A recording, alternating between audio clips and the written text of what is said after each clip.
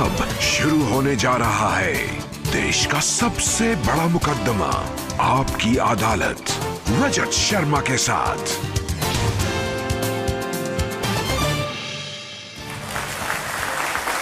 नमस्कार, आपकी अदालत में आपका स्वागत है। आप जानते हैं राजधानी दिल्ली में चुनाव का माहौल है। मौसम थोड़ा सर्द है, लेकिन चुनाव की गर्मी पूरी तरह से है। आज आपकी अदालत में मेरे मेहमान हैं एक ऐसी शख्सियत जिनसे आजकल चुनाव के दौरान सबसे ज्यादा सवाल पूछे जा रहे हैं, जिन पर सबसे ज्यादा इल्जाम लगाए जा रहे हैं, जिन्हें अपने काम का हिसाब किताब देना है। प्लीज वेलकम दिल्ली के मुख्यमंत्री अरविंद केजरीवाल।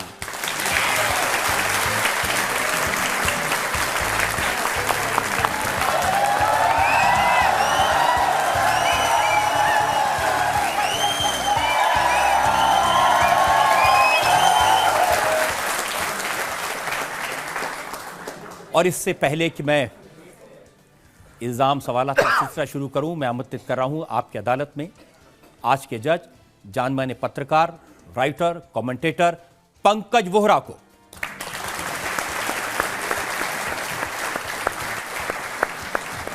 और इससे पहले कि आज का मुकदमा शुरू करें, आज के जज पंकज वोहरा की इजाजत चाहेंगे आज की कार्रवाई शुरू करने के लिए। आज की कार्रवाई शुरू की जाए। और मैं इल्जाम लगाऊं, सवाल पूछूं अरविंद जी आपसे, इससे पहले एक नजर अरविंद केजरीवाल के पॉलिटिकल करियर पर। दिल्ली के मुख्यमंत्री अरविंद केजरीवाल हरियाणा के हिसार जिले में पैदा हुए। इन्होंने आईआईटी खड़गपुर से मैकेनिकल इंजीनियरिंग में बीटेक की। उसके बाद Arvind Kejriwal Indian Revenue Service में शामिल होकर इनकम टैक्स डिपार्टमेंट में जॉइंट कमिश्नर बने। अरविंद केजरीवाल ने परिवर्तन के नाम से एनजीओ बनाई और दिल्ली में लोगों के वेलफेयर के लिए योजनाएं बनाई। अरविंद केजरीवाल को मैग्सेसे अवार्ड मिला। कुछ समय बाद अरविंद केजरीवाल सरकारी नौकरी छोड़कर पूरी तरह सोशल एक्टिविस्ट बन गए। अरविंद केजरीवाल लाइमलाइट में आए भ्रष्टाचार के खिलाफ और लोकपाल की मांग के लिए किए हुए आंदोलन से। अन्ना हजारे को साथ लेकर अरविंद केजरीवाल ने इंडिया अगेंस्ट करप्शन के बैनर तले जनता को जागरूक किया। इसके बाद अरविंद केजरीवाल राजनीति में कूद गए, अपनी अलग पार्टी बनाई। दिल्ली की विधानसभा में सबसे बड़ी पार्टी बनकर उभरे।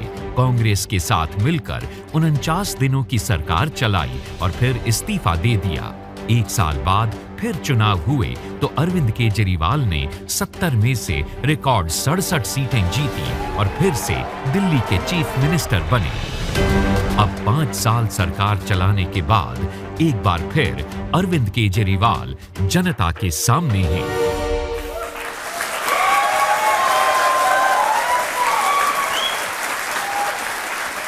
तो आइए शुरू करते हैं आज का मुकदमा। आपकी अदालत में पहला इल्जाम अरविंद केजरीवाल पर। आपकी अदालत में दिल्ली के मुख्यमंत्री अरविंद केजरीवाल पर आरोप है कि इन्होंने अपने वादे पूरे नहीं किए।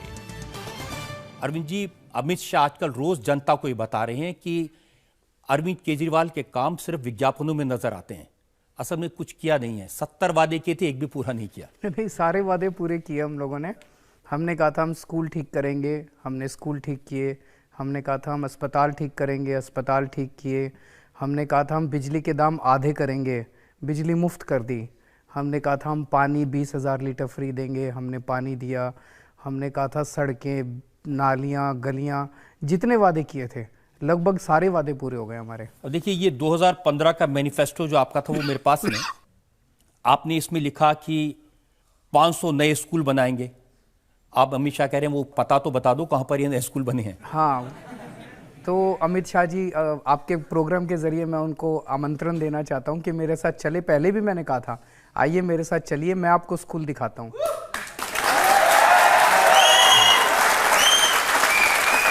अब दो चीज़ें हुई हैं। एक तो कई सारे नए स्कूल भी बने हैं, लेकिन साथ साथ ज़मीन की प्रॉब्लम थी। तो जो एग्जिस्टिंग स्कूल थे उनमें खाली ज़मीन बहुत पड़ी हुई थी, उसमें हमने नई नई बिल्डिंग्स बनाई हैं। तो मौजूदा दिल्ली में दिल्ली सरकार के 1024 स्कूल हैं। इन 1024 स्कूलों में सारे मिला के 17,000 कमरे हैं।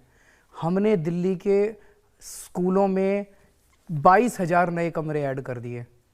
70 साल में 17,000 कमरे बने 1,000 स्कूल में, हमने 22,000 नए कमरे ऐड कर दिए। तो लगभग 1,000 नए स्कूलों की कैपेसिटी क्रिएट कर दी हम लोगों ने, उतने और बच्चे ऐड वो पढ़ सकते हैं।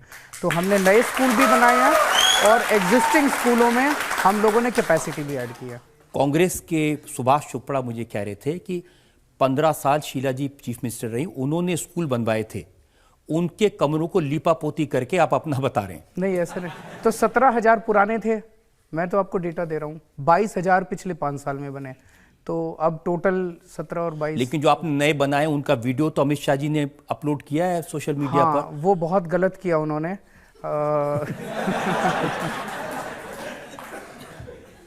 मैंने उनको कहा था मेरे साथ चलो मैं आपको स्कूल दिखाता हूँ, वो मेरे साथ तो आए नहीं। उन्होंने क्या किया, अपने 7 एमपीज़ को भेजा। 7 एमपीज़ ने हमारे 1024 स्कूल का सारा मुआयना करने के बाद बोले जी बाकी सारे स्कूल ठीक है, 8 स्कूलों में कमी है। उस 8 स्कूलों की वीडियो बना के लाए और उसमें उन्होंने बदमाशी करी। तो जैसे मौजूदा एक बिल्डिंग है उसको हमें डिमोलिश करके नई बिल्डिंग बनाई हमने, तो नई बिल्डिंग बन गई, सारे बच्चे शिफ्ट हो गए उस बिल्डिंग में। इस बिल्डिंग को डिमोलिश किया जाना है, तो ये टूटी फूटी बिल्डिंग पड़ी है, इस पे बुलडोजर चलना है। उसकी फोटो खींच के 8 स्कूलों की ले आए और ये दिखा दिया कि ये देखो ये। और ये मैं नहीं कह रहा, अगले दिन सारे अखबार वालों ने, मीडिया वालों ने उसकी जांच करी और मीडिया में फुल पेज आया है कि देखो ये वीडियो दिखाया इसकी सच्चाई, ये वीडियो दिखाया इसकी सच्चाई। लेकिन मनोज तिवारी ने एक वीडियो दिखाया था हमें, उसमें वो बच्चे कह रहे थे कि यहाँ पर टीचर नहीं आते, 2-3 घंटे पढ़ाई होती है। अगर कोई ऐसा एक आध स्कूल है जहाँ पे टीचर्स की कमी है, टीचर्स की कमी है, मैं मानता हूँ। इतने बड़े स्केल के ऊपर जब आपके कमरे बने हैं तो टीचर्स की मेरे ख्याल से 5 या 6 हज़ार टीचर्स की कमी है, उसकी भी रिक्रूटमेंट करेंगे जल्दी। एक इल्जाम ये लग रहा है कि आपने कहा था दिल्ली में 5,000 नई बसें आएंगी। बसों कह रहे में, कि हाँ, नई आना तो दूर, 1100 बसें कम हो गई। नहीं 5,000 बसें हमने कहा था, बसों में थोड़ी सी प्रॉब्लम आई थी। 3 साल पहले हम बसें जब प्रोक्योर करने जा रहे थे तो किसी ने दिल्ली हाई कोर्ट से जाके उसके ऊपर हमारे वर्क ऑर्डर के ऊपर स्टे ले लिया। उस स्टे को फिर सुप्रीम कोर्ट से हमें विकेट कराने में 2-2.5 साल लग गए। अब बसें आनी चालू हो गई हैं, 4,000 बसेस के ऑर्डर दिए जा चुके हैं। आप रोज अखबारों में पढ़ रहे होगे, हर हफ्ते लगभग 100, 150, 200 बसें आ रही हैं। अब तो इलेक्शन आ रहा है तो बसें आ रही हैं। नहीं ऐसा नहीं है, ये कोइंसिडेंस है। अगले 3-4 महीने के अंदर सारी 4,000 बसें आ जाएंगे। एक और वादा आपका, जिसका जिक्र जेपी नड्डा जो भारतीय जनता पार्टी के नए अध्यक्ष बने हैं, उन्होंने कहा है दिल्ली में 30,000 बेड हॉस्पिटल में देंगे, इसका वादा किया था आपने। वो कह रहे हैं 5 साल में 200 बेड कम हो गए। नहीं, ये गलत बोल रहे हैं। वो एक्चुअली ये लोग क्या है, कुछ भी बोल देते हैं, इनके डेटा पे आप विश्वास मत कीजिएगा। आप अच्छा, मैंने सोचा गिन के आए होंगे कि कितने बने। ये गिनते विनते कुछ नहीं है, झूठ बोलते हैं ये लोग।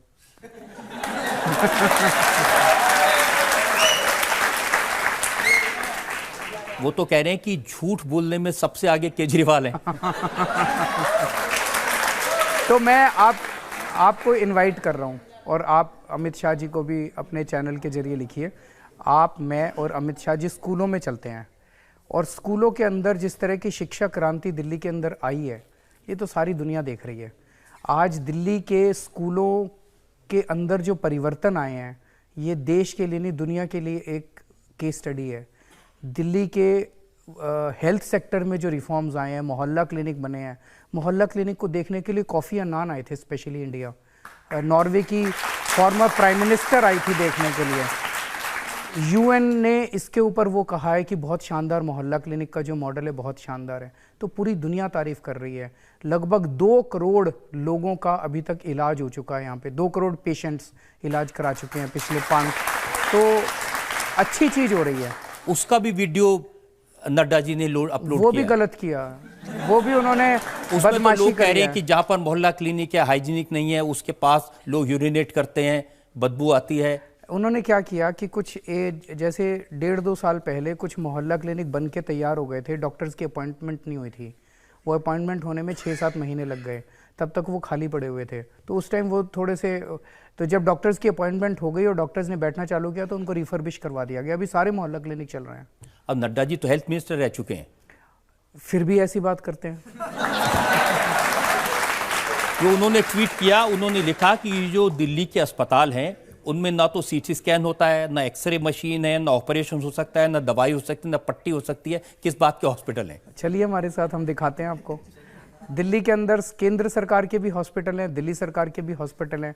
दोनों में एक फ़र्क है। आप कैसे पता करोगे कि ये केंद्र सरकार का है कि दिल्ली सरकार का है? आप किसी भी हॉस्पिटल में जाइए, अगर उस हॉस्पिटल के अंदर सब कुछ फ्री हो, इलाज भी, टेस्ट भी, दवाइयाँ भी मिले फ्री में, खिड़की भी खुले, तो समझ जाना दिल्ली सरकार का है। और अगर उस अस्पताल में पैसे लगते हों, इलाज के भी, टेस्ट के भी, दवाइयों की खिड़की ना खुलती हो, दवाइयाँ ना मिलती हो, समझ जाना केंद्र सरकार का है। कुछ लोग के वीडियोस में तो लोग कह रहे हैं कि हॉस्पिटल में आते हैं तो डॉक्टर कहते हैं कि दवाइयाँ है ही नहीं। नहीं, ऐसा नहीं है, हो ही नहीं सकता। मैं पर्सनली एज चीफ मिनिस्टर हर मंडे को 11 बजे मेरे पास रिपोर्ट आती है दिल्ली सरकार के हर हॉस्पिटल की दवाइयों की स्टेटस की, किस हॉस्पिटल में कौन सी दवाई अवेलेबल है और कौन सी नहीं है। जो दवाई अवेलेबल नहीं होती उसकी मैं फिर खिंचाई करता हूँ। अच्छा, अब आपके मैनिफेस्टो में एक वादा है इलेक्ट्रिसिटी बिल का। अब ये मैंने पढ़ा, आपने लिखा आम आदमी पार्टी अगर सरकार बनेगी तो सब लोगों के बिजली के बिल आधे हो जाएंगे। फ्री हो गई है बिजली। किस किस के फ्री बिल आते हैं? फ्री हो गई है बिजली सबकी नहीं, 200 यूनिट तक फ्री की है। हाँ। आज दिल्ली में लगभग 72% लोगों के बिजली के बिल जीरो आ रहे हैं दिल्ली में। देखिए, अब मनोज तिवारी जी जब आए थे तो ये बिल दे गए, एक दो बिल मैंने रख लिए, बहुत सारे थे उनके पास में। 35 यूनिट बिजली का है लेकिन 40 रुपए का बिल आया है। अब ये फर्जी भी नहीं हो सकता क्योंकि आपकी तस्वीर छपी हुई है पीछे।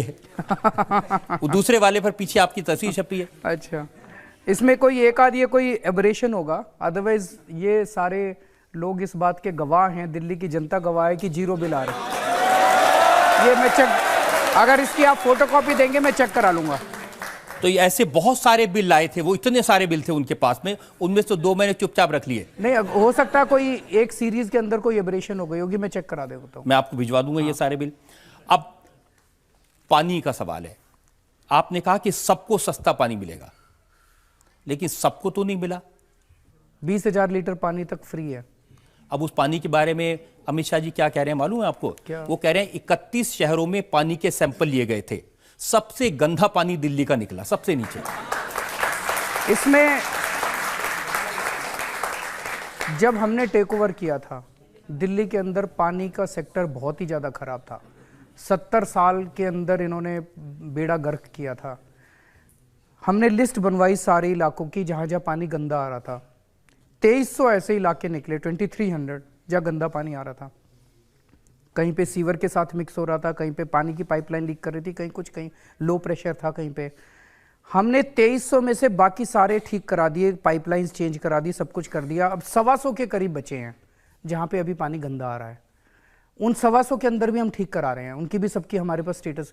इस साल भर के अंदर, साल से 1.5 साल के अंदर वो 125 भी ठीक हो जाएंगे और सारी दिल्ली को साफ पानी मिलेगा। तो अगर आप, इन्होंने पूरी दिल्ली से इन्होंने 11 सैंपल लिए केवल, तो 11 सैंपल अगर आप लेंगे छांट के कि यार कहाँ कहाँ गंदा आ रहा है, तो आप फिर एक स्केयर क्रिएट करते हैं। देखिए, आपने तो वादा जो आपका मैनिफेस्टो में लिखा है 5 साल में सबको 24 घंटे तो वह नहीं, लेकिन घर में टोंटी से कम 2 घंटे पानी जरूर आएगा और साफ पानी आएगा। 2 घंटे आ रहा है और साफ पानी जो है, मैंने बताया 2300 इलाके ऐसे थे, 125 रह गए हैं, उनको भी 1 साल 1.5 साल में हम ठीक कर देंगे। लेकिन आप कह रहे हैं उन्होंने बेड़ा गर्क कर दिया। बेड़ा गर्क किसने किया? अमित शाह जी की मैं स्पीच सुन रहा था, वो ये कह रहे थे कि दिल्ली जल बोर्ड पहले उसमें 22 करोड़ का घाटा था, जब से अरविंद केजरीवाल जी चेयरमैन बने 800 करोड़ का घाटा हो रहा है। ये पता नहीं कहाँ से लाते हैं फिगर। भगवान ही मालिक है इनके फिगर्स के। इन पे यकीन तो मत ही कीजिए आप, मतलब भारतीय जनता पार्टी झूठ की फैक्ट्री है। अच्छा, ये बात सही है कि आपने वादा किया था दिल्ली में 10 से 15 लाख सीसीटीवी कैमरे लगा देंगे? हमने वादा किया था पूरी दिल्ली में सीसीटीवी कैमरे लगेंगे। सीसीटीवी कैमरे लगने चालू हो गए, 1.5 लाख लग चुके हैं, 1.5 लाख और लग रहे हैं, तो टोटल 3 लाख का ऑर्डर हो चुका है। लेकिन मैं नंबर्स में नहीं जा रहा। पूरी दिल्ली के चप्पे चप्पे के ऊपर सीसीटीवी कैमरे लगाने के लिए 30 लाख कैमरे भी जरूरत पड़ेगी, 30 लाख भी लगाएंगे, लेकिन दिल्ली के चप्पे चप्पे को सीसीटीवी कैमरे से कर देंगे। और एक अच्छी बात यह है कि जहां जहां सीसीटीवी कैमरे लग रहे हैं वहां पे क्राइम रेट काफ़ी कम हुआ है। और काफ़ी एनेक्डोटल मेरे को सुनने को मिला है, कई लोग बताते हैं जी हमारे गली के अंदर दारू पी के लड़के बदमाशी किया करते थे, अब वो सीसीटीवी कैमरे लगने के बाद गायब हो गए, जुआ खेलते थे वो गायब हो गए। तो इस तरह से काफ़ी इंप्रूवमेंट आ रहा है लॉ एंड ऑर्डर। लेकिन आज ही मैंने बीजेपी के नेताओं के भाषण सुने हैं, सब ये कह रहे हैं वो जो 1.5 लाख कैमरे जिसका आप दावा कर रहे हैं उनमें से 1.25 लाख तो मोदी जी ने लगवाए हैं। मतलब ये ऐसे लोग हैं कि मतलब किसी भी चीज़ का क्रेडिट ले जाएंगे। आपको एक मैं एग्जांपल बताता हूँ। अभी थोड़े दिन पहले अमित शाह जी लाजपत नगर में आए। लाजपत नगर में स्टेज से बोले कि केजरीवाल ने कहा था मैं दिल्ली में सीसीटीवी कैमरे लगाऊंगा, 15 लाख, वही जो आप कह रहे हो 15 लाख सीसीटीवी कैमरे लगाऊंगा। मैं दूरबीन लेके घूम रहा हूँ, मेरे को एक भी कैमरा नहीं मिला। जबकि 1.5 लाख सीसीटीवी कैमरे लगे हैं आप लोगों के यहाँ? लगे हैं, सीसीटीवी कैमरे लगे हैं। 1.5 लाख लग चुके हैं। कुछ के लगे हैं, कुछ के नहीं भी लगे। कुछ के नहीं लगे, अभी तो 1.5 लाख ही लगे हैं। बाई चांस ये हुआ, एक मिनट, बाई चांस ये हुआ कि जिस स्टेज से वो बोल रहे थे उसी के ऊपर 3 सीसीटीवी लगे हुए थे। वहां की आरडब्ल्यू को इतना गुस्सा आया, उन्होंने वो सीसीटीवी कैमरे की रिकॉर्डिंग करके अगले दिन उनको भिजवाई अमित शाह जी को, जी जहां स्टेज से आप बोल रहे थे वहीं 3 सीसीटीवी कैमरे। उन्हीं के बारे में तो वो कह रहे हैं कि ये मोदी जी ने जो पैसा दिया था उससे लगे हैं। नहीं, मोदी जी ने आज तक एक पैसा नहीं दिया सीसीटीवी कैमरे का। हम मांगते रह गए, हमने कहा हमें दिल्ली में सीसीटीवी कैमरे लगाने हैं, निर्भया फंड से दे दो, हाँ उन्होंने नहीं दिया। हमने कहा हमें बसों में कैमरे लगवाने हैं, निर्भया फंड से दे दो, उन्होंने नहीं दिया। एक पैसा उन्होंने नहीं दिया, एक कैमरा उन्होंने नहीं लगवाया। लेकिन अब भी कोई देर नहीं हुई है, अभी 3 लाख हम लगवा रहे हैं, 3 लाख वो लगवा दें। मिलके काम करना चाहिए। दिल्ली हमारी भी है, दिल्ली उनकी भी है, दिल्ली सबकी है। दिल्ली को अच्छा करना हमारा। सीसीटीवी कैमरे जितने आप चाहते तो उतने नहीं लगवा पाए? नहीं, ऐसा नहीं है। मैंने कहा है पूरी दिल्ली में जितनी जरूरत, 3 लाख लगने के बाद हम फिर आइडेंटिफाई करेंगे कौन कौन से इलाके रह गए, उनमें सब में और लगवा देंगे। तो ये 10 लाख 15 लाख की फिगर कहां से? ये पता नहीं वो कहां से लेके आए हैं। उन्हीं से पूछिएगा, अगली बार बुलाइएगा उनको भी आपकी अदालत में। वो तो ये भी पूछ रहे थे कि ये वाईफाई का वादा किया था, मैंने भी पिछले चुनाव के टाइम पर होर्डिंग देखे थे, पूरी दिल्ली में वाईफाई फ्री मिलेगा। लगना चालू हो गया, बड़ी देर से शुरू हुआ। हाँ, थोड़ी देर हो गई। इतने सारे काम थे, 5 साल तो लग जाते हैं काम करने में। लगने चालू हो गए और बहुत बड़ी जल्दी कंप्लीट हो जाएंगे। काफी एरिया में लग गए हैं वाईफाई। एक चीज जो इलेक्शन में इशू नहीं बनी लेकिन जो दिल्ली की जनता को हर्ट करती है वो है दिल्ली का पोल्यूशन, दिल्ली की हवा। दिल्ली की हवा में जहर है और ये तकलीफ लोगों को है कि 5 साल आपकी सरकार रही, आपने पोल्यूशन के लिए कुछ नहीं किया। मैं थोड़ा सा आपको डेटा दे दूं। जब हमारी सरकार बनी थी तब से 2015 से और 2019 तक दिल्ली में पोल्यूशन 25% कम हुआ है। हम उससे सेटिस्फाइड नहीं हैं, लेकिन अच्छी बात यह है कि पोल्यूशन बढ़ा नहीं है, बढ़ा होने के उसकी बजाय थोड़ा सा कम हुआ। कम क्यों हुआ? उसके 3-4 बड़े कारण हैं। एक कारण ये कि पहले दिल्ली में बिजली बहुत जाया करती थी, पावर कट बहुत लगते थे। वो आपने देखा था होंडा के जनरेटर लाल रंग के हर जगह रहते, हर जगह 6 लाख के करीब जनरेटर होते थे, वो सारे अब रिडंडेंट हो गए क्योंकि दिल्ली में अब 24 घंटे बिजली है। उससे एक तो पोल्यूशन काफ़ी कम हुआ। दूसरा, सेंट्रल गवर्नमेंट ने, मैं क्रेडिट दे रहा हूँ उनको, जहाँ देना होता है मैं देता हूँ क्रेडिट उनको। सेंट्रल गवर्नमेंट ने ईस्ट वेस्ट पेरिफेरल वे बनाया है, दिल्ली के चारों तरफ एक तरह से रिंग रोड बनाई है। तो पहले एक स्टेट से दूसरे स्टेट में, यूपी से हरियाणा और हरियाणा से यूपी जो ट्रक जाया करते थे, लगभग 40-50 हज़ार ट्रक रोज रात को गुजरा करते थे, वो बाहर से गुजरने लग गए, उसका पोल्यूशन कम हुआ है। दिल्ली के अंदर हमने पेड़ बहुत लगाए हैं, लगभग 1100 एकड़ ज़मीन एडिशनल हमने पेड़ लगाए हैं, उसका थोड़ा बहुत असर हुआ है। तो इस तरह के कई सारे स्टेप्स लिए गए, लेकिन अभी और बहुत सारे स्टेप्स लेने हैं। आने वाले 5 साल के अंदर पोल्यूशन को और भी कम करना है। एक मजाक में लोग कहते हैं कि जब केजरीवाल जी आए थे तो ये खुद खांसते थे, अब 5 साल में पूरी दिल्ली खांस रही है। नहीं, ऐसा नहीं। थोड़ी सी खांसी, 25% खांसी कम करी है, 25% सबकी खांसी कम करी है। जी हाँ, जनता से जो लोग सवाल पूछना चाहते हैं। मैं ये पूछना चाहती हूँ कि जब से आपकी सरकार आई है दिल्ली में इलेक्ट्रिसिटी फ्री हो गई है, वाटर पानी भी बहुत फ्री हो गया है, और बसेस में ट्रांसपोर्टेशन आपने बहुत नॉमिनल कर दिया है, कहीं कहीं फ्री है। तो इससे तो जो अलग स्टेट्स के लोग हैं वो यहाँ आ जाएंगे दिल्ली में और झुग्गियाँ बना लेंगे, लोग यहाँ पे आके रहने लग जाएंगे। वैसे ही इतनी पॉपुलेशन है, तो आप और जो लोग आ जाएंगे उनको कैसे कंट्रोल करेंगे? सो मतलब कि अगर ज़्यादा लोग आएंगे इसलिए दिल्ली को अच्छा ना बनाया जाए।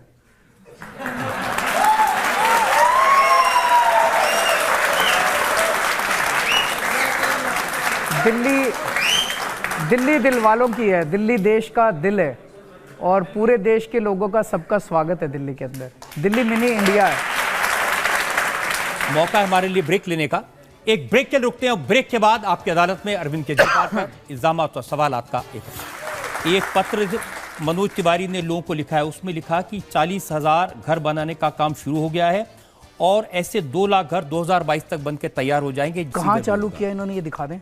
मेरे को ले चलें कल मनोज तिवारी कि कहाँ मकान बना रहे हैं।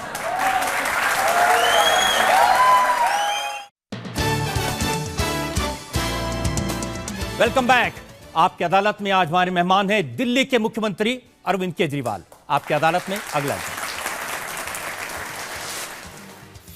आपकी अदालत में दिल्ली के मुख्यमंत्री अरविंद केजरीवाल पर इल्जाम है कि अपनी लड़ाई के चक्कर में उन्होंने जनता का नुकसान किया। केजरीवाल जी, बीजेपी के सारे लोग कह रहे हैं कि 4-4.5 साल तक आप केंद्र सरकार से टकराते रहे और उस टकराव का दिल्ली की जनता को नुकसान हुआ। अब वो कह रहे हैं कि बुरे बीते 5 साल, जल्दी निकल लो केजरीवाल।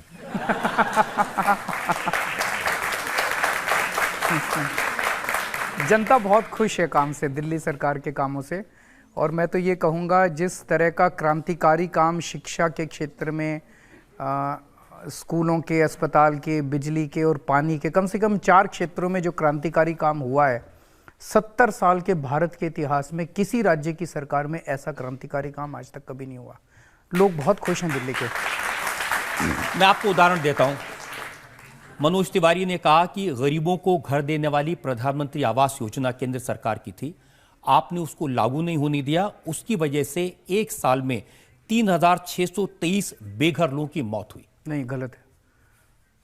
ऐसी कोई प्रधानमंत्री की योजना नहीं है जिसमें बेघरों को घर दिए जा सके। वो झूठ बोल रहे हैं।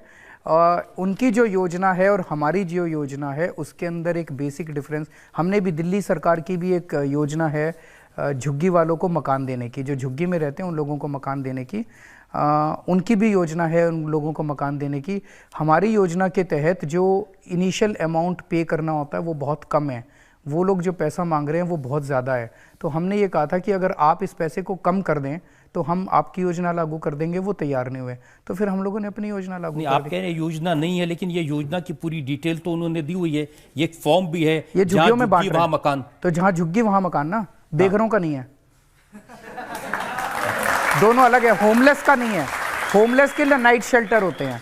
नाइट शेल्टर्स हम लोगों ने बहुत बनवाए हैं। हमारी सरकार बनने के पहले शायद 70 या 80 नाइट शेल्टर थे, अब 300 या 400 के करीब नाइट शेल्टर हो गए हैं। तो आज आपको याद होगा रजत जी, जब हमारे पहले हर साल सर्दियों के महीने में कोर्ट कितना डांटा करती थी दिल्ली सरकार को, कितने लोगों की सड़क के ऊपर सोने से मौत होती थी। पिछले 3-4 साल से आपने एक भी मौत नहीं सुनी है। कोई कोर्ट की फटकार नहीं लगती है। उल्टे कोर्ट के कुछ रिटायर्ड जजेस हमारे नाइट शेल्टर्स देखने के लिए आए थे और उन्होंने खूब तारीफ की है कि नाइट शेल्टर्स के अंदर ये बेघर लोग वो हैं जिनके वोट भी नहीं होते। हम वोट बैंक के लिए काम नहीं कर रहे, तो उनके लिए जितना शानदार अरेंजमेंट हमने नाइट शेल्टर्स के अंदर किया है उसकी सब तारीफ कर रहे हैं।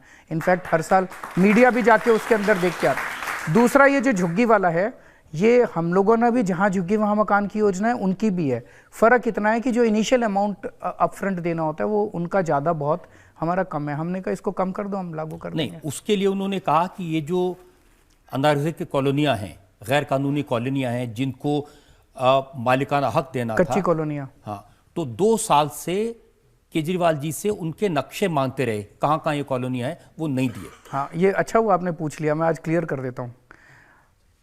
कच्ची कॉलोनियों में 2 किस्म की डिमांड है लोगों की।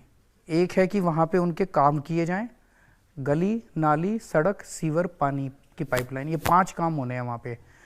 70 साल में इनका कहीं कच्ची कॉलोनी के अंदर बिल्कुल नरक की ज़िंदगी होती थी। सड़कें कभी बनी नहीं, गली कभी बनी नहीं, पानी की निकासी नहीं है, बारिशों के दिनों में घर से बाहर निकलना मुश्किल हो जाता था। जितनी सरकारें आई सब कहती थी, या तो कहती थी फंड नहीं है, या कहती थी कानून अलाउ नहीं करता। हमने आने के तुरंत बाद कच्ची कॉलोनियों में काम कराने चालू किए। 1797 में से 1281 कॉलोनियों में मैंने सड़कें बनवा दी, नाली बनवा दी, गली बनवा दी, पानी की पाइपलाइन डलवा दी और सीवर की पाइपलाइन डलवा दी। ये पांचों काम 1281 कॉलोनियों में कंप्लीट हो गए। अब इनके रेगुलराइजेशन का मामला है। हमारी सरकार ने आते ही 12 नवंबर 2015 को कैबिनेट ने प्रस्ताव पास करके केंद्र सरकार को भेज दिया कि इनको पक्का किया जाए। केंद्र सरकार 12 नवंबर 2015 से आज तक बैठी हुई थी, चुनाव का इंतजार कर रही थी। जैसे पहले कांग्रेस हर चुनाव के पहले वादे करती थी, अब इन्होंने भी चुनाव के पहले आके इन्होंने कहना चालू कर दिया, अब हम पक्का कर रहे हैं, अब हम रजिस्ट्री दे रहे हैं। आपको पता है, कह रहे हैं 40 लाख लोगों को फायदा होगा। 40 लाख लोगों में से अभी तक कितने लोगों को इन्होंने रजिस्ट्री दी है? 20 लोगों को। और वो भी रजिस्ट्री, थोड़ा सुन लीजिए, 20 लोगों को रजिस्ट्री दी है, वो फर्जी रजिस्ट्री है। फर्जी कैसे है? खेती की जमीन के ऊपर मकान की रजिस्ट्री दे दी। अब कोई कल सरफिरा कोर्ट में चला गया तो उनका मकान भी सील हो जाएगा, जिनको रजिस्ट्री दी है वो भी बेचारे मर जाएंगे। लेकिन वो तो कह रहे हैं कि केजरीवाल जी अगर वक्त पर हमें नक्शे दे देते। हाँ, नक्शे का भी मैं बता देता हूँ। वो कह रहे हैं हमने सैटेलाइट से नक्शे, सैटेलाइट के नक्शे हमारे हैं। जब 12 नवंबर को हमने उनको भेजा था प्रस्ताव 2015 में, हमने सारे सैटेलाइट के नक्शे भेजे इनको। GSDL के सारे नक्शे हमारे हैं। वो सैटेलाइट के नक्शे ये कहते हैं नहीं, सैटेलाइट के नक्शे मंजूर नहीं है, आप फिजिकल पैमाइश कीजिए, फिजिकल नाप के फिर भेजिए। अब 1797 कॉलोनी को फिजिकल नापने में टाइम लगता है, उसमें फिर हमने नापना चालू किया, उसमें टाइम। अब ये कह रहे हैं नहीं, सैटेलाइट के नक्शे से ही काम चल जाएगा। तो यार 4 साल पहले ही कर लेते। देखिए, ये तो एक पत्र मनोज तिवारी ने लोगों को लिखा है, उसमें लिखा कि 40,000 घर बनाने का काम शुरू हो गया है और ऐसे 2 लाख घर 2022 तक बनकर तैयार हो जाएंगे। जहां झुग्गी वहां मकान, और उस मकान में गैस भी होगी, बिजली भी होगी, पानी भी होगा। ये कहां चालू किया इन्होंने, ये दिखा दें। एक मकान नहीं बना रहे, ये एक मकान, सब झूठ। मेरे को ले चलें कल मनोज तिवारी कि कहां मकान बना रहे हैं।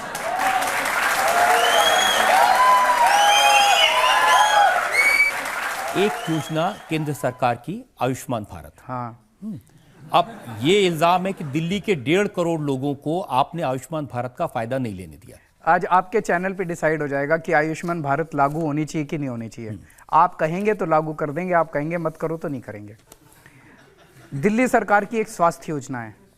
उस स्वास्थ्य योजना के तहत दिल्ली के सारे लोगों को, चाहे अमीर हो चाहे गरीब हो, दिल्ली सरकार के सारे अस्पतालों में, सारे मोहल्ला क्लिनिक में और सारे पॉलीक्लिनिक्स में सारा इलाज मुफ्त है। उनका दवाइयाँ भी मुफ्त है, टेस्ट भी मुफ्त है, सर्जरी भी मुफ्त है, सब कुछ मुफ्त है।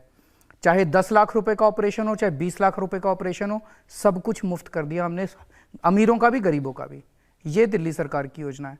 अब केंद्र सरकार एक योजना लाई है, वो कहती है हम इंश्योरेंस देंगे। एक परिवार को 5 लाख रुपए का इंश्योरेंस। अगर आपका 6 लाख रुपए का बिल आया, पूरे परिवार का किसी का भी 6 लाख का बिल आया, तो आपका रिम्बर्स नहीं होगा। और 5 लाख रुपए का इंश्योरेंस सबको नहीं मिलेगा। जिसके पास स्कूटर है उसको नहीं मिलेगा, जिसके पास मोटरसाइकिल है उसको नहीं मिलेगा, जिसके पास मोबाइल फ़ोन है उसको नहीं मिलेगा, जिसके घर में फ्रिज है उसको नहीं मिलेगा, जिसकी पूरे परिवार की इनकम 10,000 रुपये से ऊपर है उसको नहीं मिलेगा। कोई बचा हो तो बता दो। मैंने आज तक के फिगर्स निकाले, अभी थोड़ी देर पहले तक के। ई कार्ड्स इशू किए गए हैं 12 करोड़ 1,95,000 लोगों को। 31 जनवरी तक ई कार्ड आयुष्मान भारत के इस्तेमाल किए गए, यूज किए गए हैं, इशू किए गए। 21,214 हॉस्पिटल्स हैं जो एम्पेनल्ड हैं, जिनमें इलाज हो सकता है 5 लाख तक का। और आज शाम तक 62,97,000 पेशेंट्स को मेडिकल ट्रीटमेंट दिया जा चुका है। और इसके ऊपर सरकार 9,205 करोड़ रुपए खर्च कर चुकी है। अब इसका मैं आपको असलियत, तो इसका मतलब स्कीम में कुछ तो है। अब मैं बताता हूँ, इस सारे फिगर्स की असलियत बताता हूँ। उत्तर प्रदेश में आयुष्मान भारत लागू है, वो सारे इलाज कराने दिल्ली आते हैं। हरियाणा में आयुष्मान भारत लागू है, वो सारे इलाज कराने दिल्ली आते हैं। तो इस योजना, मैं बता रहा हूँ, इस योजना में कार्ड मिलता है, इलाज नहीं मिलता। इलाज कराने के लिए आपको अस्पताल खोलने पड़ेंगे देश के अंदर, आपको क्लिनिक्स खोलने पड़ेंगे। ये जो फिगर है, आयुष्मान भारत 21,214 हॉस्पिटल्स हैं इसमें एम्पैनल्ड हैं। हाँ। और 62 लाख लोगों का इलाज हुआ है। आयुष्मान भारत का निकल के आया बहुत बड़ा स्कैम है। फर्जी इलाज किए जा रहे हैं। जिस रेट के ऊपर ये हॉस्पिटल्स को दे रहे हैं, हॉस्पिटल उस रेट पे इलाज करने को तैयार नहीं है। फर्जी कागज बनाए जा रहे हैं, फर्जी पेशेंट्स दिखाए जा रहे हैं, इलाज लोगों का नहीं हो रहा। अगर इलाज होता तो उत्तर प्रदेश के लोग दिल्ली इलाज कराने के लिए नहीं आते। हमारा गुरु तेग बहादुर हॉस्पिटल है इस पे यूपी दिल्ली बॉर्डर के ऊपर, उसमें 80% मरीज उत्तर प्रदेश के हैं। हमें कोई दिक्कत नहीं है, हम सबका इलाज करेंगे, दिल्ली दिल वालों की है। जो पूरे देश से आएगा उसका इलाज हम करेंगे। लेकिन अगर आयुष्मान भारत सक्सेसफुल होता तो इन लोगों को बेचारों को दिल्ली आने की जरूरत नहीं पड़ती, वो वहीं इलाज करा लेते। दिल्ली में तो आप पानी बिजली घर भी मुफ्त देते हैं, तो आएंगे ही दिल्ली में। तो नहीं, इलाज कराने की मैं बात करता हूँ। देखिए, मेरा कहना क्या है कि अगर आयुष्मान भारत से लोगों का इलाज होता है उससे हो जाए, आपकी मैं तो कह ही रहा से हूं, इलाज होता है उससे हो जाए, लोगों का इलाज होना चाहिए। लोगों का इलाज होना चाहिए। हमने यही इनको प्रपोजल भेजा था कि दोनों लागू कर देते हैं। उन्होंने कहा कि नहीं, या तो ये होगी या ये होगी। तो अब हमारी स्कीम जो है वो सबके ऊपर सबके लागू है। कोई उसमें इनकम लिमिट नहीं है, कोई उसमें ट्रीटमेंट की लिमिट नहीं है। 2 करोड़ लोगों के ऊपर जो स्कीम लागू है उसको छोड़ के मैं 1 लाख लोगों पे स्कीम को कैसे इंप्लीमेंट करूं? लेकिन ये भी तो देखिए कि एक साल में करीब 9,000 करोड़ रुपए लोगों को इलाज के लिए उसके मिले। मैंने बताया कि वो बहुत बड़ा स्कैम है रजत जी, और ये काफी छप चुका है अखबारों के अंदर कि फर्जी मरीज आ रहे हैं, फर्जी कागज बनाए जा रहे हैं। ये तो सब कंप्यूटराइज्ड डेटा देखा हमने। तो नहीं, सारा जो स्कैम है वो कंप्यूटर पे ही होता है।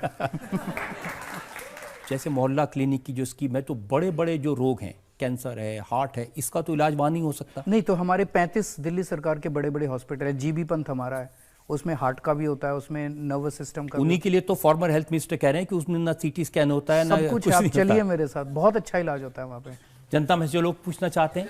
सर, मैं ये पूछना चाह रहा था कि हम टैक्स पेयर हैं और हम टैक्स पेयर का जो पैसा है वो जिस तरीके से आप ये स्कीम निकाल के आप दे रहे हैं, फ्रीबीज, हाँ, फ्री वाला जो सिस्टम है, तो ये सबको नहीं मिल रहा दिल्ली में।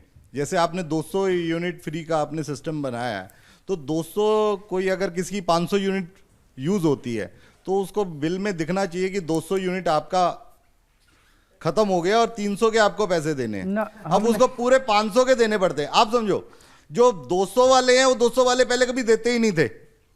200 वाले जो आपने फ्री किए हैं वो 200 वाले कभी पहले दिया ही नहीं करते थे, क्योंकि उनके यहाँ पर, क्योंकि आज जो दिल्ली की हालत है, 5 साल पहले जितनी झुग्गियां थी आज झुग्गियां और बढ़ गई हैं।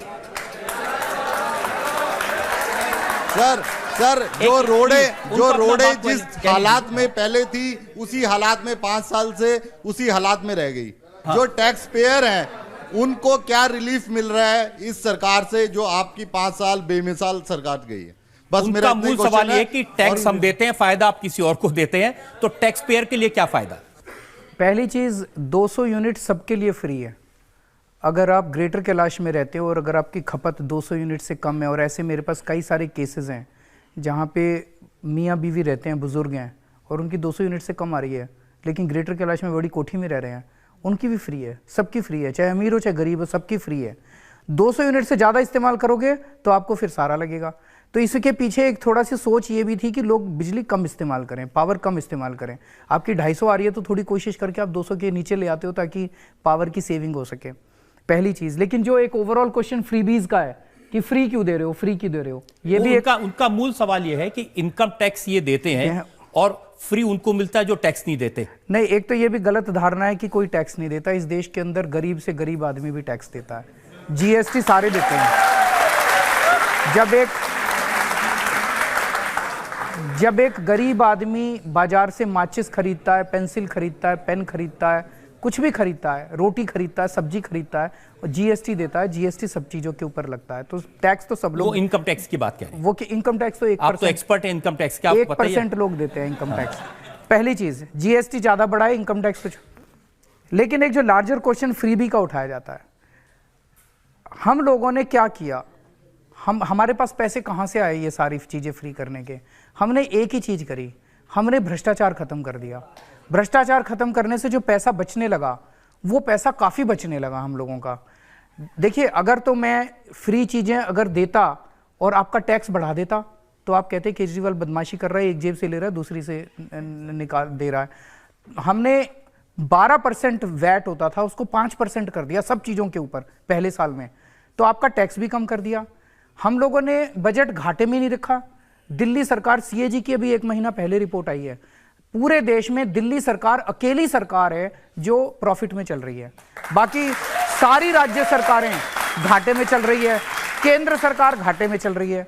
सीएजी ने यह भी लिखा है कि दिल्ली सरकार केवल पिछले 5 साल से फायदे में चल रही है, उसके पहले घाटे में चलती थी। तो हमने सरकार को भी फायदे में रखा, हमने कहीं से लोन नहीं लिया। तो मैंने जो पैसा बचाया भ्रष्टाचार रोक के, उस पैसे को फिजूल खर्ची रोक के, उस पैसे को मैं जनता के ऊपर उनको सुविधाएं दे रहा हूं। अब गुजरात के चीफ मिनिस्टर ने अपने लिए एक प्राइवेट हवाई जहाज खरीदा है 190 करोड़ रुपए का। मैंने लिए अपने लिए हवाई जहाज नहीं खरीदा, उस 190 करोड़ रुपए से इनकी बिजली फ्री कर दी, पानी फ्री कर दिया। नहीं, आप अगर हवाई जहाज खरीद लेते तो उससे क्या बवाना जाते? आपके ऊपर दिल्ली में तो हवाई जहाज की जरूरत नहीं है। आपके ऊपर हेलीकॉप्टर लैंड करता, मैं कितना ट्रैफिक में फंस के आया हूं। मैं अपने घर से मेरा हेलीकॉप्टर उड़ता, आपकी छत के ऊपर उतरता। ना तो आपके घर में हेलीकॉप्टर की जगह, ना मेरी छत पे। लेकिन उनका मूल सवाल एक था, उसका हिस्सा यह है कि जो इनकम टैक्स देता है उसके लिए क्या किया आपने? सबके लिए किया। इनके इलाके में सीसीटीवी कैमरे लग रहे हैं, स्ट्रीट लाइट्स लग रही हैं। फरिश्ते स्कीम आपने सुना है? फरिश्ते स्कीम में क्या? फरिश्ते स्कीम में अगर दिल्ली के अंदर किसी का भी एक्सीडेंट होता है, एक्सीडेंट किसी का भी हो सकता है, चाहे अमीर हो चाहे गरीब हो, अगर किसी का भी एक्सीडेंट होता है, नॉर्मली अभी लोग हिचकिचाया करते थे उसको अस्पताल ले जाने में। उनको लगता था अस्पताल ले गए तो अस्पताल हमारे सर पे बिल आएगा, अस्पताल वाले कहेंगे पहले एडवांस जमा कराओ। अब हमने कह दिया कि आप नियरेस्ट हॉस्पिटल में ले जाओ, सारा खर्चा दिल्ली सरकार देगी। हमने 3000 लोगों की जान बचाई है। तो दिल्ली के अंदर स्कूलों के अंदर, प्राइवेट स्कूलों को 5 साल से फीस नहीं बढ़ाने दी हम लोगों की, उसमें इनको भी फायदा हुआ, सबको फायदा हुआ। अच्छा, इतने अच्छे आपने काम किए तो लोकसभा के इलेक्शन के 7 सीटें हार गए, तीसरे नंबर पर आए। उसका कारण यह है, देश के अंदर अब लोग लोकसभा को और विधानसभा को अलग अलग नजरिए से देखते हैं। जैसे उड़ीसा का ले लीजिए, उड़ीसा का लोकसभा का और विधानसभा का चुनाव एक ही दिन हुआ। एक वोटर जब बूथ में गया तो 2 मशीनें सामने थी, उसने एक में दूसरा बटन दबाया, दूसरे में दूसरा बटन दबाया। उड़ीसा में उन्होंने जब कॉर्पोरेशन का हुआ उसमें भी साफ हो गए। कॉर्पोरेशन के चुनाव के और दूसरे कारण थे। अब ये क्या बात है? पर जनता मालिक है, जनता ने हरा दिया तो हरा दिया। तो इस बार आपको उम्मीद है कि जनता आपको फिर से जिता देगी? जनता मालिक है जो।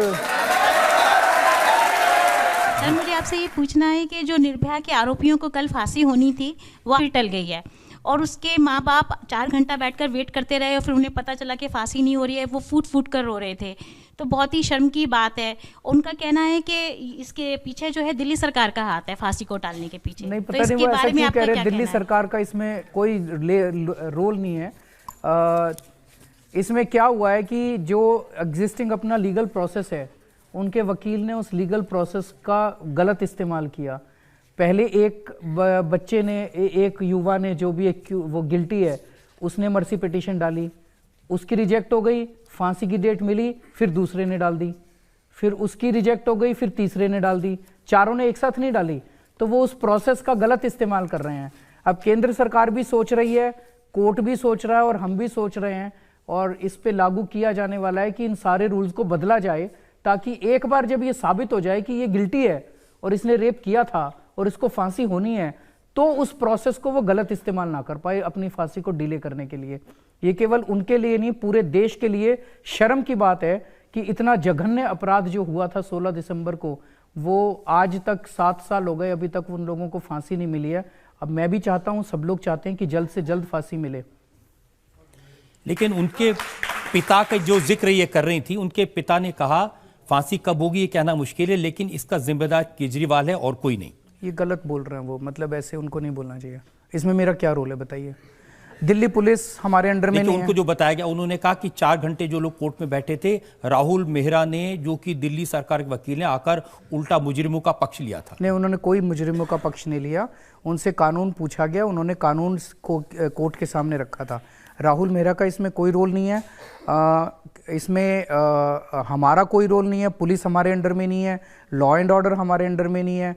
हमारे पास केवल केंद्र सरकार से फाइलें आती है, हम जेल में भेज देते हैं, जेल की फाइलें आती हैं, हम केंद्र सरकार में भेज देते हैं। हमारा इसमें कोई रोल ही नहीं है, और उसमें 24 घंटे से कम टाइम लगता है हमारा फाइल। हम केवल, दिल्ली सरकार का काम केवल पोस्ट ऑफिस का है और किसी कुछ नहीं है। तो क्या किया जा सकता है ऐसे? इसमें रूल्स बदलने पड़ेंगे। इस पूरे एपिसोड से सीख के, ये बहुत सीरियस मामला है, सीख के हम लोगों को रूल्स बदलने पड़ेंगे ताकि भविष्य के अंदर इस किस्म से कोई भी कानून का गलत इस्तेमाल ना कर सके। तो यहां पर एक और ब्रेक के रुकते हैं और ब्रेक के बाद आपकी अदालत में अरविंद केजरीवाल पर इल्जाम और तो सवाल का एक और दौर। आपकी पार्टी के एमएलए अमानतुल्लाह खां वो शर्जील के साथ दिखाई दिए। शर्जील कौन? जो कह रहा है कि इस देश को तोड़ दो।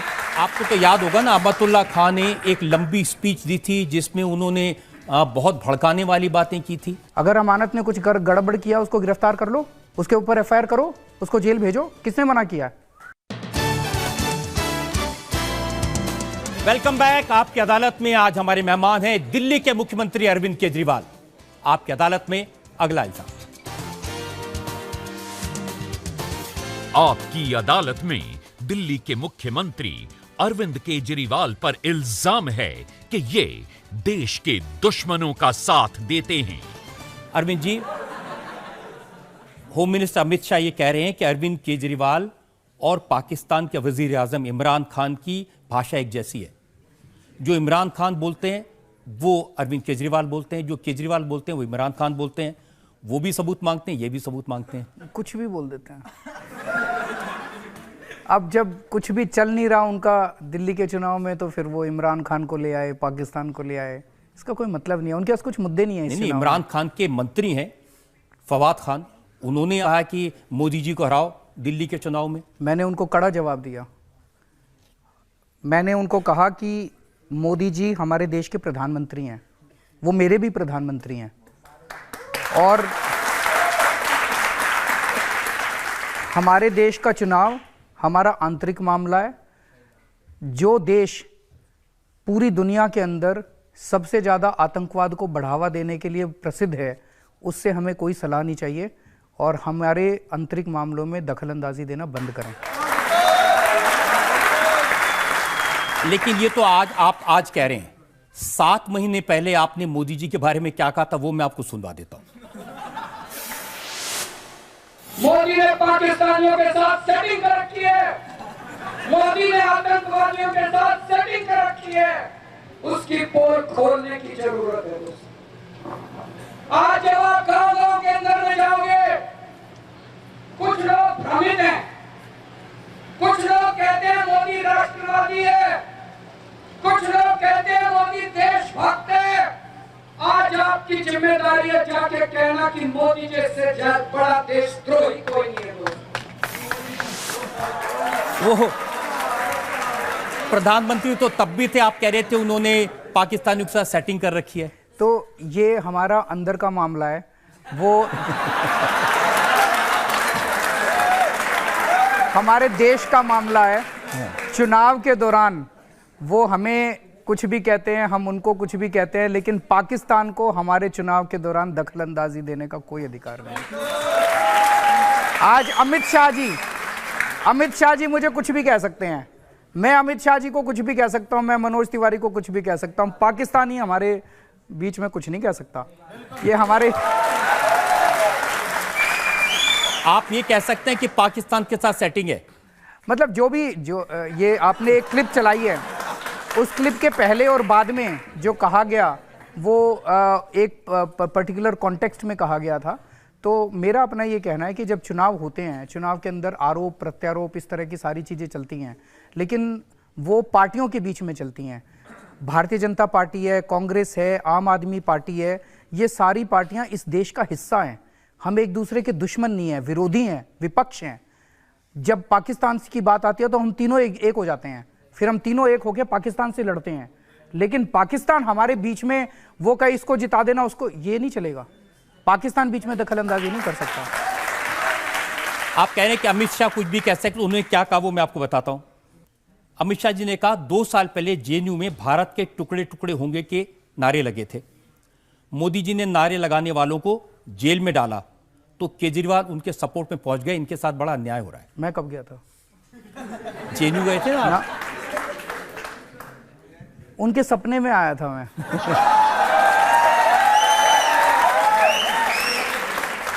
आजकल रोज सुबह सुबह जब अमित शाह जी उठते हैं तो उनको सपना आता है मेरा।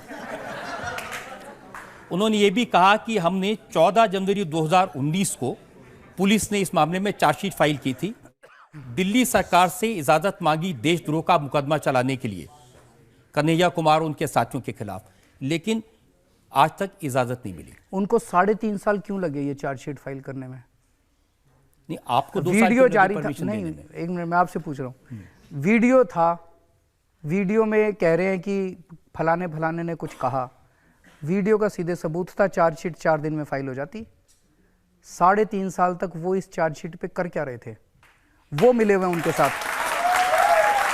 अब अगली बार जब वो आपकी अदालत में आए तो आप उनसे पूछना कि केजरीवाल आरोप लगा रहा है कि टुकड़े टुकड़े गैंग के साथ आप मिले हुए हो। आपने 3.5 साल लगा दिया उनकी फाइल पे। लेकिन आज तो आप आए हुए ना, तो आज मैं पूछ रहा हूं कि जब उन्होंने 14 जनवरी 2019 को चार्जशीट फाइल कर दी थी, उसके बाद आप अभी तक लीगल ओपिनियन ले रहे हैं? तो उनको 3.5 साल उनको लगे, थोड़ा टाइम हमें भी तो लगेगा। पर मैं थोड़ा सा ऑन अ सीरियस नोट में 13 बार इसकी सुनवाई टल चुकी है। सीरियस नोट में ये बता देता हूं कि इसमें जो परमिशन दी जाती है उसमें हमारा कोई रोल नहीं होता।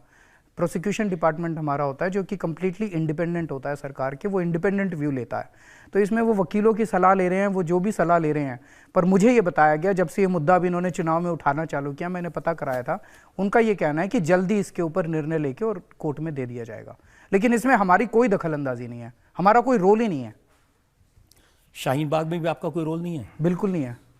मनीष सिसोदिया ने कहा कि हम शाहीन बाग के साथ खड़े हैं। मैं इसको क्लियर कर देता हूं। पहली चीज, इस देश के एकता, अखंडता और भाईचारे के लिए जो भी खड़ा है उसके साथ केजरीवाल खड़ा है। और इस देश के टुकड़े टुकड़े करने की बात, इस देश के अंदर नफरत फैलाने की बात और इस देश का विभाजन करने की बात जो भी करता है, उसका सबसे बड़ा दुश्मन केजरीवाल है। दूसरी चीज, शाहीन बाग से कई लोग हमारे पास आ चुके, उन्होंने कहा जी हमारी दुकानें बंद पड़ी है इतने दिनों से, रास्ते बंद पड़े हैं इतने दिनों से, वहाँ से एम्बुलेंस नहीं जा सकती। एक दिन एम्बुलेंस रुक गई थी, वहाँ से बच्चों की बसें नहीं जा पा रही, बच्चों के एग्ज़ाम आने वाले हैं, अब बच्चों को बहुत तकलीफ हो रही है, सड़क बंद पड़ी है। तो उन्होंने कहा जी आप गृह मंत्री जी से बात करके उनको भेजिए ताकि वो बात करके इसको सुलटाएं, इसको रास्ते खुलवाएं उसको। आप क्यों नहीं खुलवा देते? मेरे हाथ में ही नहीं है कुछ भाई। मैं ना तो मेरे पास लॉ एंड ऑर्डर है, वो लोग बैठे हैं। कल मैंने आपके टीवी पे ही देखा था, टीवी पे आपका एक वहां पे पत्रकार गया हुआ था, सौरभ शर्मा वहां गए हुए। सौरभ शर्मा 3-4 घंटे उसने शायद बिताए वहां पे। उसने वहां सब लोगों से बात कर रहा था। सब लोग ये कह रहे थे जी अमित शाह जी आए और हमारे से बात करें। तो अमित शाह जी को जाना चाहिए, सीए एनआरसी को लेके उनके मन में जो भी वो है वो उनको बात करें, बात करके उनको हटवाएं। अगर हमारे देश का गृह मंत्री एक रास्ता नहीं खुलवा सकता तो फिर क्या गृह मंत्री है?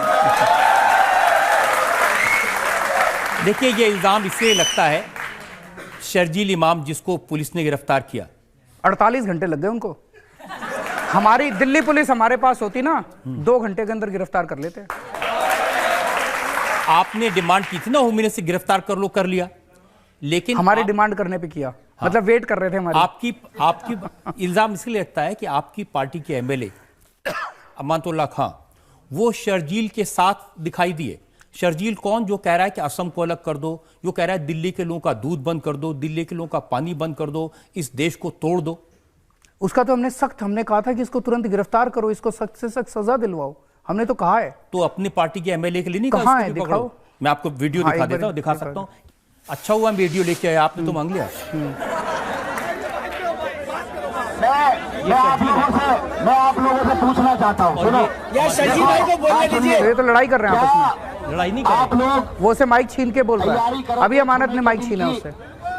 ये शाहीन बाग का वो है जहाँ पे इतनी जनता खड़ी है, तो स्टेज के ऊपर वो भी खड़ा है और ये भी खड़ा है, और इसने माइक छीन के, शर्जील अभी कुछ बोलने की कोशिश कर रहा है, उसे माइक छीना है अमानतुल्लाह ने, उसको बोलने नहीं दे रहा। आपको तो याद होगा ना, अमानतुल्लाह खान ने एक लंबी स्पीच दी थी जिसमें उन्होंने बहुत भड़काने वाली बातें की थी। अगर उन्होंने कुछ भी गलत बोला था, पुलिस को एफआईआर करनी चाहिए थी। पुलिस ने शाहीन बाग मामले में जो एफआईआर किया उसमें अमानत का नाम नहीं है। अगर अमानत ने कुछ गड़बड़ किया उसको गिरफ्तार कर लो, उसके ऊपर एफआईआर करो, उसको जेल भेजो। किसने मना किया? आप अगर बीजेपी के एमपीज के बयान देखें, उन्होंने तो कहा कि अरविंद केजरीवाल आतंकवादी है। मैं आतंकवादी नजर आता हूं? मैं परसों इन्होंने परसों ये कहा था, इनके कुछ मंत्रियों ने, इनके कुछ नेताओं ने, कि केजरीवाल प्रवेश वर्मा और मनोज तिवारी, इन दोनों ने, इन्होंने कहा था कि केजरीवाल आतंकवादी है। मुझे भी बहुत दुख हुआ। दिल्ली के हर बच्चे के अच्छी पढ़ाई का इंतजाम मैंने किया है। कोई आतंकवादी बच्चों की पढ़ाई का इंतजाम करता है? दिल्ली के किसी भी परिवार में कोई बीमार हुआ, उसके इलाज का मैंने इंतजाम किया है। आतंकवादी लोगों के इलाज कराता है? मैंने दिल्ली के 40,000 बुजुर्गों को तीर्थ यात्रा कराई है, हरिद्वार, ऋषिकेश, द्वारका, शिरडी। आतंकवादी तीर्थ यात्रा कराते हैं? देश के जितने दिल्ली के रहने वाले सिपाही बॉर्डर पे शहीद होते हैं, उनके परिवारों को 1-1 करोड़ रुपए की सम्मान राशि दिया। उनके परिवार का मैंने वो किया है, हमने सुध ली है उनकी। कोई आतंकवादी शहीदों की वो नहीं करता। उस दिन जब मैं शाम को अपने घर गया, मेरे माँ बाप, मैं अपने माँ बाप के साथ ही रहता हूँ, तो रोज़ शाम को मैं जब घर जाता हूँ तो थोड़ी देर उनके साथ बैठता हूँ, पूरे दिन की बातचीत करते हैं। वो बहुत दुखी थे उस दिन। वो बोले सुबह से टीवी के ऊपर चल रहा है केजरीवाल आतंकवादी है, केजरीवाल आतंकवादी है।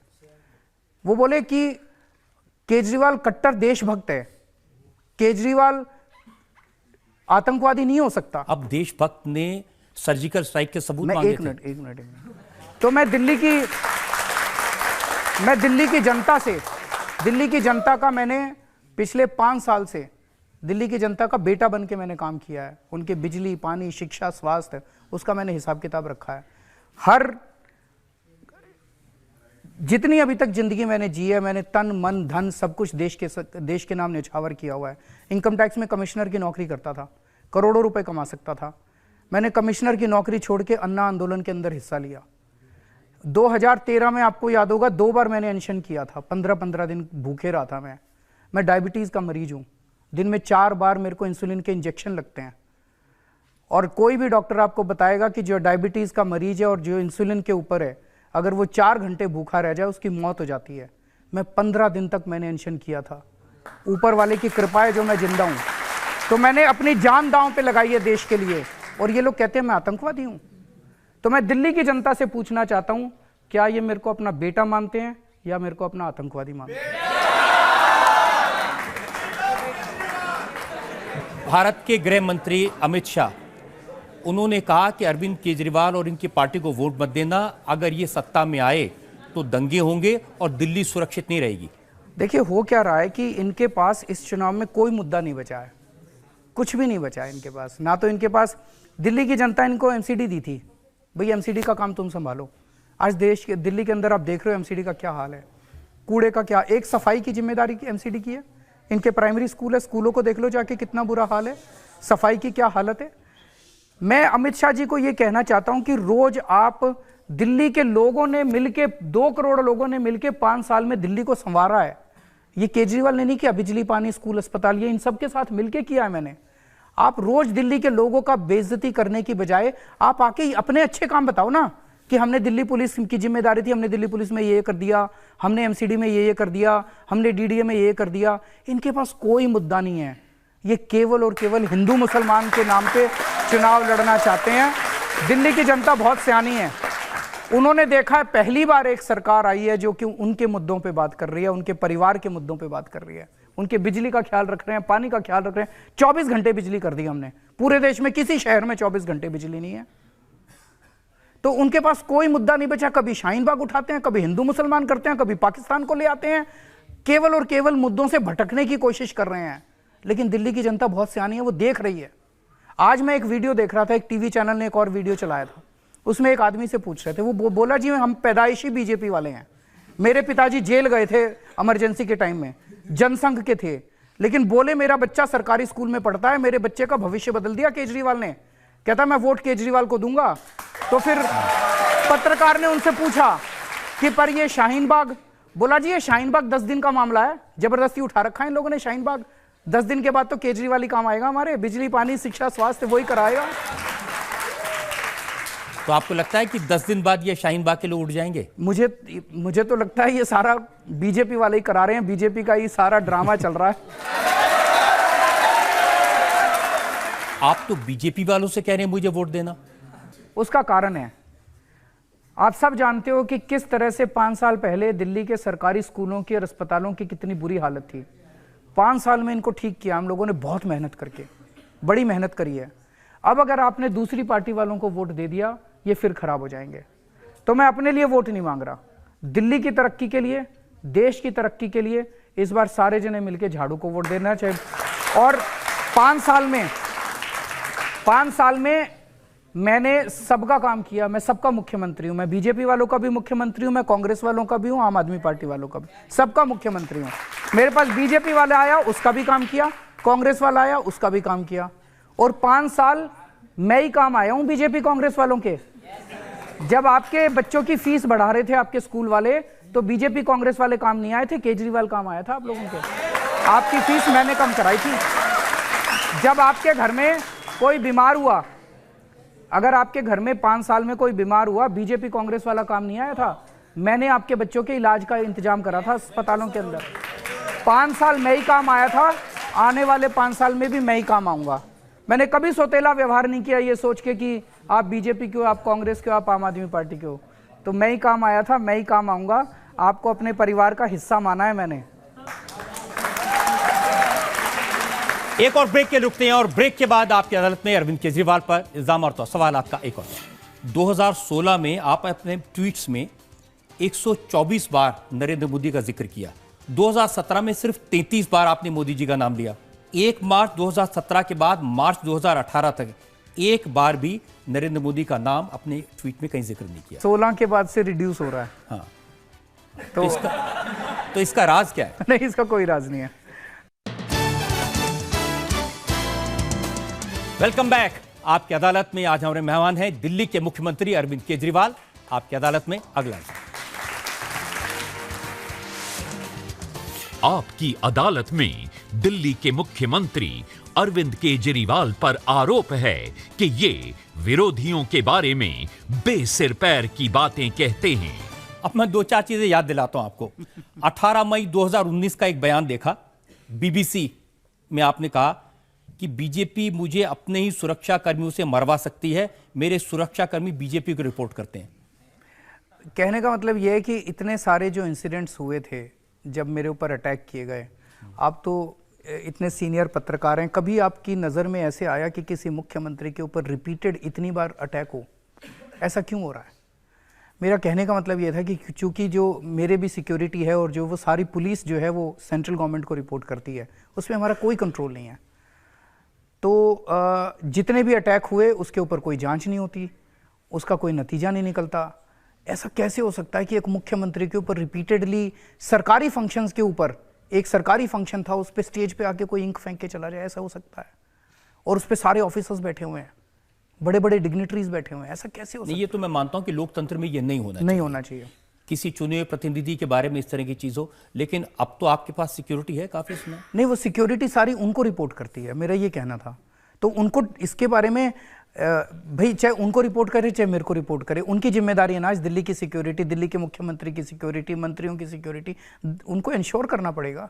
एक और बयान आपको याद दिलाता हूं, ये 14 जनवरी 2019 को आप अपनी पार्टी के कार्यकर्ताओं से कह रहे हैं मोदी हिटलर है, ये अगर फिर से पावर में आ गए तो चुनाव नहीं कराएंगे, ये कॉन्स्टिट्यूशन बदल देंगे।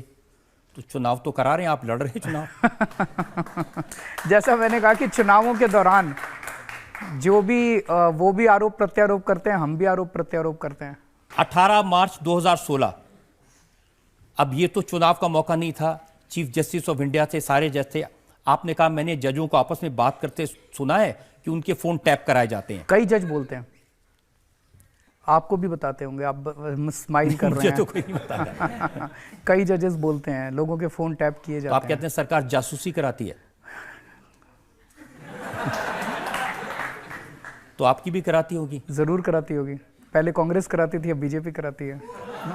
तो आप सरकार में आप भी किसी की जासूसी कराते हैं? मेरे पास है ही नहीं, हमारे पास ना पुलिस है, ना लॉ एंड ऑर्डर है, ना क्रिमिनल वो है। अब 15 दिसंबर 2015 का आपका, मैं एक एक करके पीछे जाता जा रहा हूं। जब मोदी मेरा मुकाबला राजनीति में नहीं कर पाए तो कायरता पर उतर आए, सीबीआई भेज दी, मोदी साइकोपैथ हैं।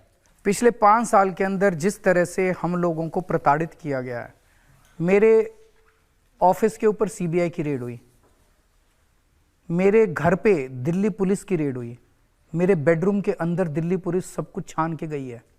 आप सोच सकते हैं सिटिंग चीफ मिनिस्टर के अंदर उसी स्टेट की पुलिस, और क्या आरोप था? कुछ आरोप नहीं था।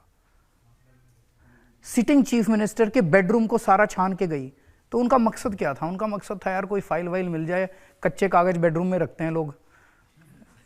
मैं कोई कागज वागज रखता नहीं, उनको कुछ मिला नहीं, इसीलिए मैं उनके काबू नहीं आ रहा अभी तक। लेकिन अब क्या हो गया? अब मिली भगत है, आप भी कुछ नहीं कहते, वो भी कुछ नहीं करते। नहीं, ऐसा नहीं है। जब जब कोई इशू उठाए तभी मैंने बात की है, बिना इशू के इस तरह से मैंने कोई नहीं। मैंने थोड़ा डेटा एनालाइज किया। 2016 में आप अपने ट्वीट्स में 124 बार नरेंद्र मोदी का जिक्र किया, मतलब जिक्र किया मतलब आलोचना की। 2017 में सिर्फ 33 बार आपने मोदी जी का नाम लिया। 1 मार्च 2017 के बाद मार्च 2018 तक एक बार भी नरेंद्र मोदी का नाम अपने ट्वीट में कहीं जिक्र नहीं किया। 18 के बाद अभी शुरुआत, तो उसका एनालिसिस मिला नहीं है मुझे। ये तो डेटा तब तक मतलब मिल पाया। 16 के बाद से रिड्यूस हो रहा है। हाँ। तो इसका राज क्या है? नहीं, इसका कोई राज नहीं है। इसका कोई राज नहीं या है। वो राज है जो बताना नहीं चाहते? नहीं, ऐसा कुछ नहीं है। मेरा मकसद केवल और केवल दिल्ली के लोगों के काम कराना है। जैसे मैं एक उदाहरण देता हूं, जब भी कोई काम फंसता था तो उसके बाद हमें उनसे बात करनी पड़ती थी, केंद्र सरकार से, एलजी साहब से। तो जैसे पहले सारी फाइलें हमारी एलजी साहब के पास जाया करती थी, तो सीसीटीवी कैमरों की फाइल एलजी साहब के पास 2-2.5 साल से पेंडिंग पड़ी हुई थी। जब भी हम जाते थे हम कहते थे जी सर कर दो, वो कहते थे हाँ अगले हफ्ते जरूर कर दूंगा, वो कर ही नहीं रहे थे। फिर एक दिन मैं और मनीष गए, हमने कहा सर कर दो, वो बोले अगले हफ्ते कर दूंगा। हमने कहा जी हम यहीं बैठे हैं, हम करवा के जाएंगे, अब आप 1 हफ्ता लो, 2 हफ्ता लो, हमें कोई चिंता नहीं है। तो 10 दिन का हमने धरना किया था, आपको याद है? तो इन्हीं लोगों की सीसीटीवी कैमरों की फाइलें क्लियर कराने, मोहल्ला क्लिनिक बनवाने, इनकी बिजली सस्ती करवाने, इनका पानी सस्ता करवाने, उसी के लिए मैं पहले तो हाथ जोड़ता हूँ, फिर पैर पकड़ता हूँ, फिर जब कुछ नहीं बात बनती तो कभी कभी धरना करना पड़ता है। तो अब ये बीजेपी के लोग कह रहे हैं कि आपको कैसी सरकार चाहिए? काम करने वाली सरकार चाहिए या धरना प्रदर्शन करने वाली चाहिए? तो काम करवाने के लिए कभी कभी धरने करने पड़ते हैं। जितने काम, आज एक चीज बताओ, जिस तरह का सरकारी स्कूलों का परिवर्तन आपने दिल्ली में देखा है, बीजेपी के किसी स्टेट के अंदर देखा? इतने सालों से बीजेपी की इतनी सरकारें बन चुकी, कभी बीजेपी ने किसी, बाहर का छोड़ो ना, यूपी हरियाणा एमसीडी के ले लो, एमसीडी के स्कूल कभी उन्होंने किया? उन्होंने कभी अस्पताल अच्छे करे? उनका एक राज्य ले लो, उत्तर प्रदेश के अंदर 24 घंटे बिजली आती हो, हरियाणा में 24 घंटे बिजली आती हो। तो आपको तो खुश होना चाहिए कि दूसरे राज्यों के चीफ मिनिस्टर, केंद्र सरकार के मंत्री, एमपीज आ रहे हैं आपका काम देखने के लिए। हाँ, वो इस बार दिल्ली की राजनीति में बड़ा इंटरेस्टिंग वो आ रहा है। ये इतनी सारी पार्टियां इकट्ठी हो गई हैं। ये पहले दिल्ली में 3 पार्टियां थी, बीजेपी, कांग्रेस, आम आदमी पार्टी। इस बार सारे मिल गए, BJP, Congress, RJD, LJP, JDU, पता नहीं क्या क्या उठा के ले आए पूरे देश से। और इनका एक ही मकसद है, केजरीवाल को हराना। और जब उससे काम नहीं, पहले तो ये सारे इकट्ठे हो गए पार्टियां, उससे काम नहीं चला, अब सारे मुख्यमंत्री आ रहे हैं। परसों विजय रूपानी जी आए, एक सभा कर रहे थे और खूब गालियां दे रहे थे मेरे को। तो वहां जनता से नहीं रहा गया, जनता ने खड़े होकर पूछा जी गुजरात में बिजली क्या रेट है? बोले 10 रुपये यूनिट। बोले हमारे केजरीवाल ने तो फ्री कर रखे हैं यहाँ पे। तो बोले जी पहले आप गुजरात जाके अपनी बिजली संभालो, फिर हमको भाषण देना। कल खट्टर साहब आए, खट्टर साहब बोले वहां पे, वो मेरे को गालियां दे रहे थे, तो वहां जनता ने पूछा खट्टर साहब आपके यहाँ कितने घंटे बिजली आती है? तो बोले 10 घंटे दिन में। बोले केजरीवाल ने 24 घंटे बिजली कर रखी है, तो आप अपने राज्य में जाओ, पहले अपनी बिजली ठीक करो, फिर यहाँ आना। तो ये सारे आ रहे हैं, इनका केवल एक ही मकसद है। मैं कहता हूं मैं स्कूल ठीक करूंगा, ये कहते हैं केजरीवाल को हटाओ। मैं कहता हूं मैं अस्पताल ठीक करूंगा, ये कहते हैं केजरीवाल को हराओ। इनका एक ही मकसद है, मेरे को हराना, दिल्ली के विकास को रोकना। आप कह रहे हैं स्कूल ठीक करेंगे, अस्पताल ठीक करेंगे, वो कह रहे हैं केजरीवाल को ठीक करेंगे। केजरीवाल को ये ठीक कर सकते हैं, इनके हाथ में ताकत है। लेकिन आप कह रहे हैं कि सारी पार्टियां इकट्ठी हो गई, कांग्रेस, जेडीयू, बीजेपी। आप वो दिन भूल गए जब आप कोलकाता में गए थे तो आप भी ममता बनर्जी, शरद पवार सारे इकट्ठे हो गए थे मोदी को हराने के लिए? तो जनता ने हमें हरा दिया। जनता मालिक है, जनतंत्र के अंदर जनता मालिक है, जनता ने हमें हरा दिया उस टाइम। केजरीवाल जी, आपसे सब तरह के सवाल पूछिए, आपके काम के बारे में, आपकी राजनीति के बारे में, और अच्छी बात है कि आपने मुस्कुरा के किसी को डक करने की कोशिश नहीं की, सारे जवाब दिए। हम एक ब्रेक के रुकेंगे और ब्रेक के बाद सुनेंगे आपकी अदालत में आज के जज पंकज वोरा का फैसला आज के मुकदमे पर।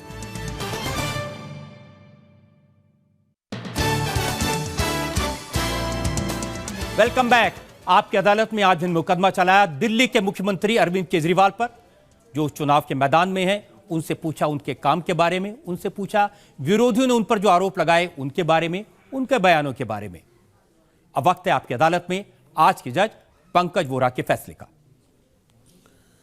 केजरीवाल साहब के ऊपर बहुत सारे इल्ज़ाम लगे और उन्होंने उन इल्ज़ामों का बहुत सफाई और बहुत अच्छे तरीके से जवाब दिया। इन सब बातों को मद्देनज़र रखते हुए ये अदालत जो है केजरीवाल जी को बरी करती है और ये अदालत मानती है कि दिल्ली में 8 फरवरी को चुनाव हो रहे हैं कि केजरीवाल जी के और इनके पार्टी के भविष्य के बारे में फैसला करने का हक सिर्फ दिल्ली के लोगों को है और कोई अदालत इसका फैसला नहीं दे सकती।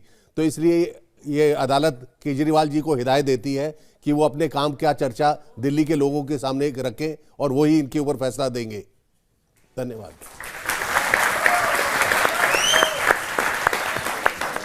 इस उम्मीद के साथ, इस यकीन के साथ कि आने वाले चुनाव में दिल्ली की जनता सोच समझ कर फैसला करेगी, काम पर फैसला करेगी, नाम पर फैसला करेगी। आज का मुकदमा यहीं खत्म करते हैं। अगले हफ्ते आपसे मुलाकात होगी एक नई शख्सियत के साथ। तब तक के लिए नमस्कार।